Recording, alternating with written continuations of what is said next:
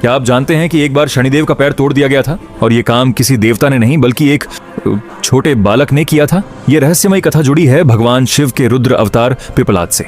बहुत समय पहले महर्षि दधीचि ने देवताओं की रक्षा के लिए अपनी हड्डियां दान कर दी थी। उनकी पत्नी देवी सुवर्चा उस समय गर्भवती थी। पति की मृत्यु के बाद उन्होंने सती होने का निर्णय लिया, लेकिन जब उन्हें अपने गर्भ में पल रहे बच्चे का ध्यान आया तो उन्होंने योग शक्ति से उस शिशु को गर्भ से बाहर निकाल लिया और उसे एक विशाल पीपल के पेड़ के भीतर छिपा दिया। वही बालक आगे चलकर पिपलाद कहलाया, क्योंकि वह पीपल के पत्ते खाकर बड़ा हुआ। उसका बचपन अकेलेपन और सवालों से भरा था। एक दिन देवर्षि नारद उससे मिलने आए और उन्होंने बताया कि उसके माता पिता की मृत्यु और उसकी मां के सती होने के पीछे शनिदेव की वक्र दृष्टि का प्रभाव था। यह सुनकर पिपलाद के भीतर क्रोध की अग्नि जल उठी, क्योंकि पिपलाद स्वयं भगवान शिव के रुद्र अवतार थे।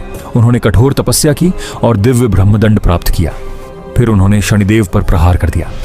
उस प्रहार से शनिदेव का एक पैर टूट गया और वे लंगड़ा कर चलने लगे। तभी भगवान शिव और अन्य देवता वहां प्रकट हुए और पिपलाद को शांत किया। पिपलाद ने एक शर्त रखी, अब से 16 वर्ष से कम उम्र के बच्चों को शनि कभी कष्ट नहीं देंगे।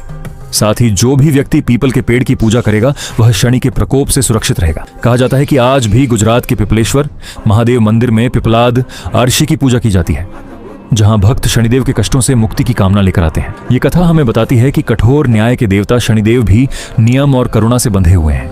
महादेव का सच्चा भक्त हो तो वीडियो को लाइक करो और सब्सक्राइब कर लो।